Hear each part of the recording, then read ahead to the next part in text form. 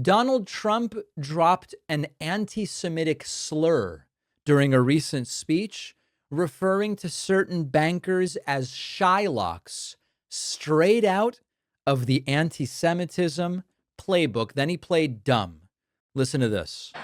But if you love them or if you love somebody that you're leaving it to, think of that. No death tax, no estate tax, no going to the banks and borrowing from, in some cases, a fine banker, and in some cases, shylocks and bad people.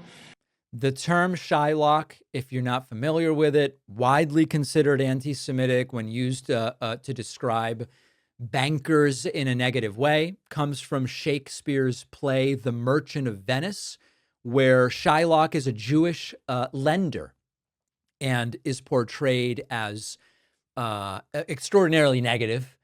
And the character has long been used to promote anti-Semitic stereotypes. It kind of has become a shorthand for Jewish greed in European literature and anti-Semitic propaganda. Now, Donald Trump was confronted about this by a reporter after using the phrase or the term, and he goes, "Oh, I don't know anything about that. No, I've never heard that." Mr. President, I wanted to ask you about one of the words you used during your speech, shylocks. That's widely viewed as an anti-Semitic phrase. Do you intend for that word to be used? No, I've never heard it that way. To me, a shylock is somebody that's a money lender at high rates. Look at everybody behind him smirking. Never heard it that way. You view it differently than me. I've never heard that.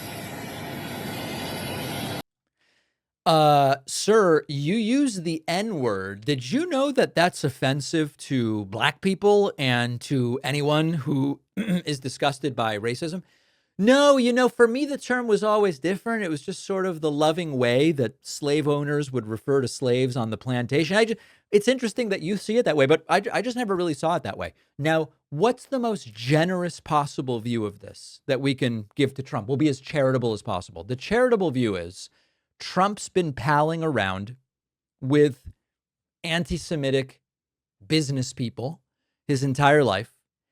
And he simply never was curious enough. What does it mean when they say Shylock? He was never curious enough to actually look it up. That's the most charitable interpretation. Why do we give Trump any level of charity at this point in time? I don't know. But I think that that's the best I can come up with. What do you think?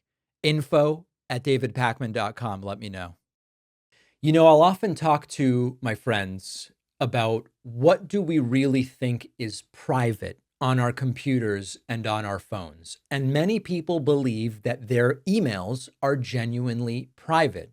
And it turns out that a lot of the email services are looking at your emails and can look at your emails even after you have deleted them, which is why I recommend our sponsor, StartMail, a trusted name in secure email for more than a decade.